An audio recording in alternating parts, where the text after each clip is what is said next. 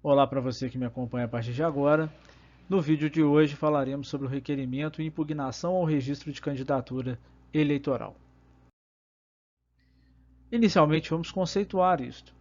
Requerimento de registro de candidatura é um procedimento administrativo e que não pode ser confundido com a impugnação de registro de candidatura. Por quê?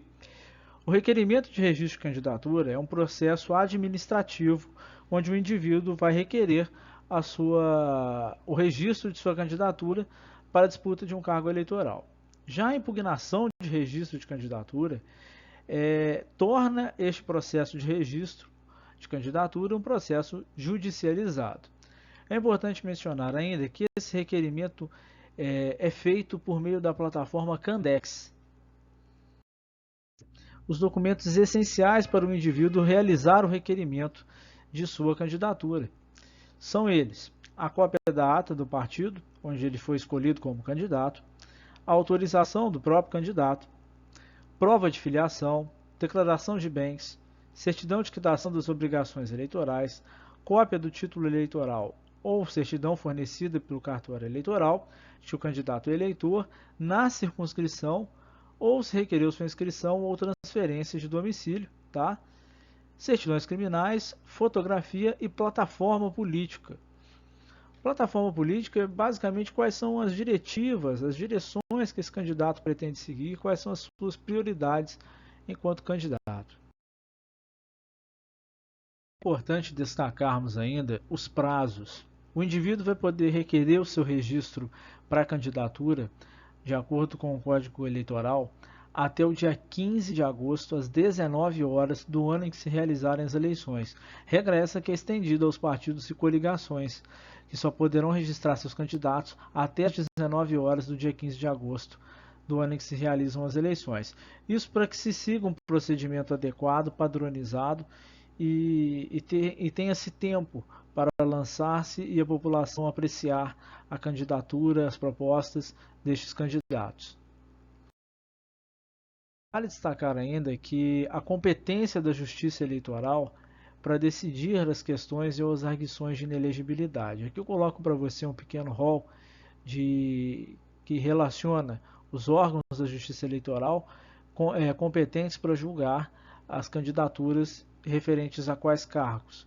Dessa forma, temos o Tribunal Superior Eleitoral, que é o órgão competente para analisar os pedidos de candidatura aos cargos de presidente ou vice-presidente da República, Tribunal Regional Eleitoral para os cargos de senador, governador e vice, de Estado ou Distrito Federal, deputado federal, estadual e deputado distrital, e os juízes eleitorais têm a competência para analisar os pedidos de registro de candidatura de prefeitos, vice-prefeitos e vereadores.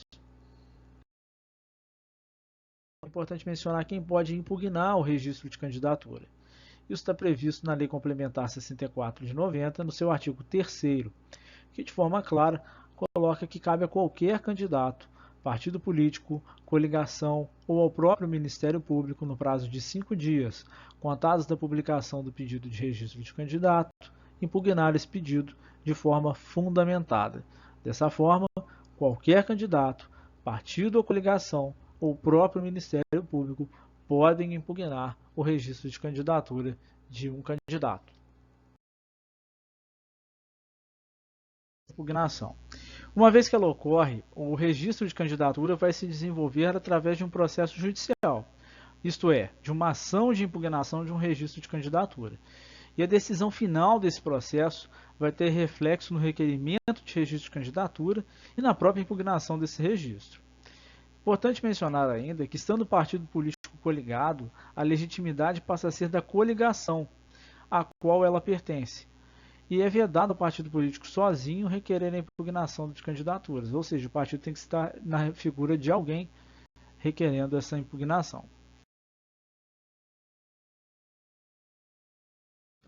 Esse prazo é de até 5 dias após a publicação do edital, conforme o Código Eleitoral prevê no seu artigo 97. E é um prazo comum.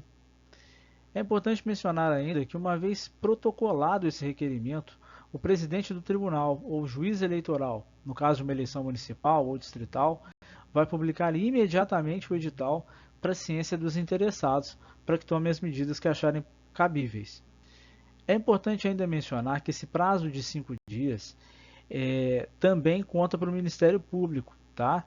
Que pode se manifestar contra esse edital e por aí tentar impedir o registro de candidatura. E essa atuação do MP ela não é residual, mas sim concorrente. O MP pode e deve fazer um requerimento de impugnação de candidatura se encontrar alguma irregularidade, se encontrar algo que entende como equivocado.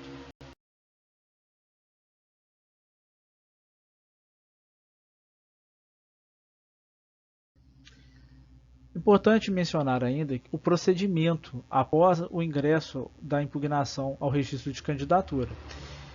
Após a publicação do edital e a abertura do prazo para os interessados, ocorre a realização de diligências, tá?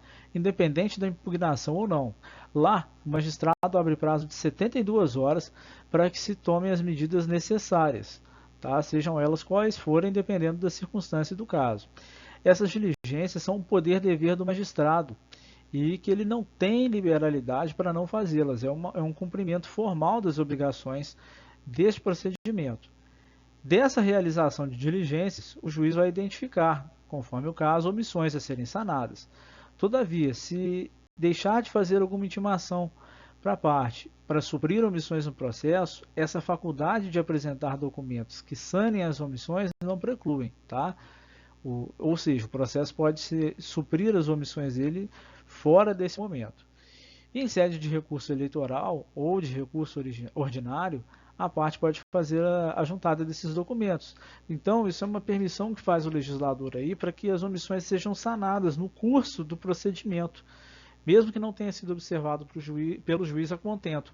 Isso por quê? Porque como é um procedimento para requerimento de candidatura e necessita de agilidade para que o indivíduo de fato seja candidato, essas omissões têm que ser supridas durante o curso desse processo e não apenas em um único momento, tá? E o descumprimento da apresentação desses documentos no prazo dado de 72 horas não implica em preclusão, tá? Por isso que eu volto a afirmar, isso pode ser apresentado em instâncias superiores, tá? E só é vedada essa apresentação nas instâncias especiais, ou seja, em último grau de recurso. A decisão, por sua vez, tem efeitos meramente declaratórios, tá? Quais sejam, se ela for de reconhecimento jurídico da elegibilidade, o indivíduo tem o registro deferido, ele pode ser candidato. Mas se a decisão reconhecer a inelegibilidade, por sua vez, o indivíduo tem indeferido o seu registro de candidatura. Agora a gente muda um pouco de assunto para começar a falar de algumas ações capitais eleitorais. Requerimento de registro. A gente vai falar em sentido amplo, a gente vai falar em duas espécies agora importantes, tá? De uma forma mais detalhada. No vídeo de hoje falaremos da notícia de inelegibilidade e no próximo sobre a ação de impugnação de registro de candidatura, tá?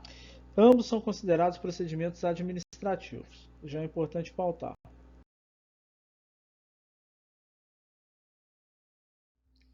Inicialmente, vale dizer que a notícia de inelegibilidade ela é regulada pelo TSE através das resoluções que esse órgão emite. E não se resume apenas em noticiar questões referentes à inelegibilidade, mas também pode denunciar a falta de condição de elegibilidade de um referido candidato. Ou seja, o cidadão pode ser noticiado tanto como inelegível por um determinado motivo ou porque não tem condições de ser eleito. Por exemplo, que não detém escolaridade. Seria um motivo específico aí para não ser eleito. E procedimento. Tá? A Resolução 23.455 de 2015, no seu artigo 43, permite que qualquer cidadão, no gozo de seus direitos políticos, no prazo de 5 dias contado da publicação do edital relativo ao pedido de registro, dê notícia de inelegibilidade ou falta de condição de elegibilidade ao juízo eleitoral competente, mediante petição fundamentada, apresentada em duas vias. O cartório eleitoral, então, vai proceder à juntada de uma dessas vias aos autos do registro do candidato, ao qual se refere a notícia, e encaminha a outra para o Ministério Público Eleitoral. e no que couber vai ser adotado para essa instrução de notícia de inelegibilidade o procedimento previsto nas impugnações, tá? E no que couber é justamente sobre o que se trata de impugnação se usa o registro no disposto dos artigos 2º ao 16 da Lei Complementar de 90.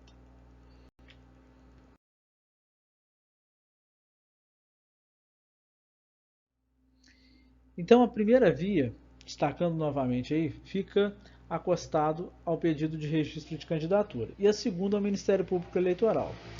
Então, você já repara desde já que essa notícia de inelegibilidade ela não é uma impugnação. É apenas um instrumento de cidadania onde o indivíduo, o cidadão, leva a conhecimento do Ministério Público uma situação que impede a candidatura do indivíduo, seja por uma questão de inelegibilidade, seja por uma questão de falta de condição de elegibilidade. E como é que é o procedimento disso? Como é que isso se desenrola? Uma vez que seja autuada essa notícia, há a notificação do candidato para a defesa. Tá? Ele, por sua vez, apresenta a defesa em 7 dias e pode apresentar provas conforme for o caso.